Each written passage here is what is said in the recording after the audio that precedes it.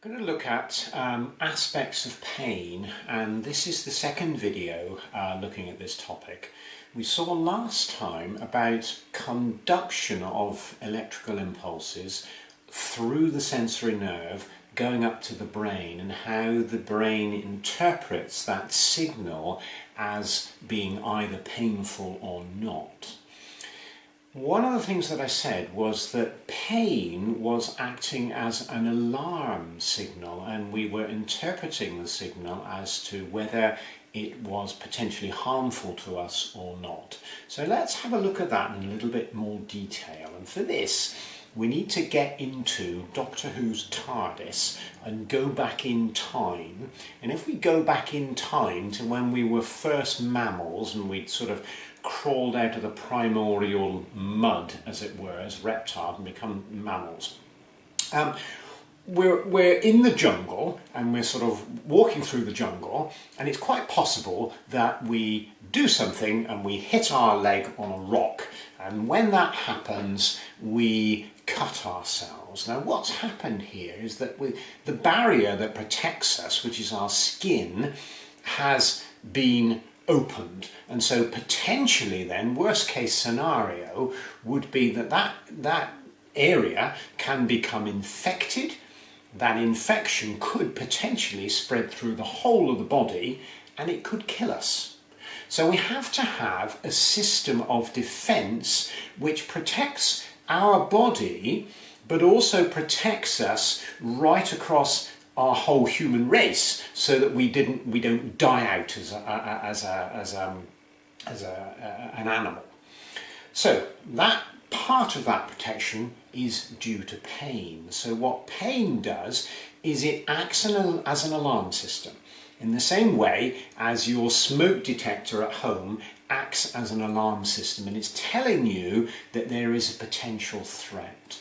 So you've cut your leg, and that pain is saying, pay attention to this area, do something to the leg, close that area, do something to try to stop that threat, because we know from previous experience that that threat could potentially build up and be life-threatening. Now, there are a couple of riders within that. And the first is to say, well, okay, what's the difference between having a small cut and a large cut? Well, you might logically say, well, surely it's the amount of pain. If I've got a large cut, I've got a greater amount of pain, and if I've just got a small scratch, I've got very little pain, so something which is just a little bit annoying. So if that's the case, we would say, well, in which, the example there is that pain reflects the amount of damage to the body. But we saw last time that that is not always the case. And I gave you the example of a mosquito bite, where because of changes in the skin and changes in the way that that nerve is conducted, it feels, as I touch my skin normally, like a gentle sensation. But if I touch my skin after a mosquito bite, I'm hypersensitive. So I've got more sensation, more potential pain, although I haven't got a greater amount of tissue damage. So it's perfectly possible for us then, as we're going back to our Stone Age man or woman, to be running through the jungle and to get a varied amount of pain which would reflect to the tissue damage. All right, so far so good.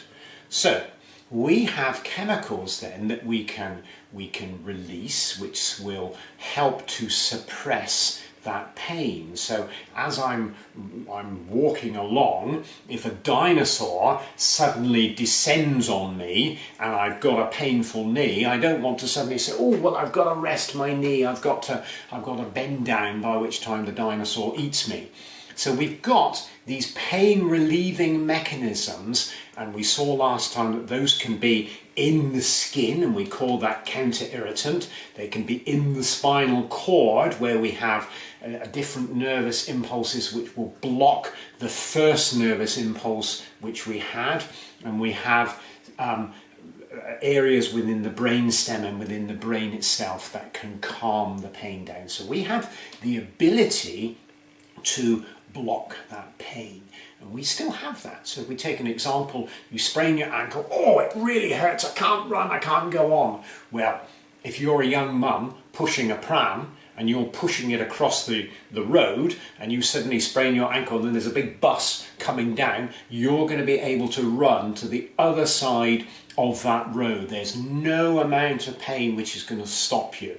So we've got the ability to overcome pain if we choose to do that. But of course that in itself enables us to run away from the dinosaur. But potentially it could be a threat, because if we said that the injury could be life-threatening because of infection, we don't want to simply be able to ignore it. And in fact, there are conditions where children don't have this pain response. They can't feel pain. And unfortunately, these children don't live for a long time. They normally live into their young adolescent years, and eventually an infection overcomes them. All right, so we have another system linked to that pain. So if I touch a flame or I touch a hot coal, that hurts. That's my warning system that something is threatening me. But of course, the warning system has warned me, but my finger is still burned. So what we have now is a predictive mechanism where we say, well, okay, you're putting your hand towards that shiny red thing, and last time you did that, it caused an injury. So now we've got a mechanism which is going to warn you of potential threat. And this mechanism is fear.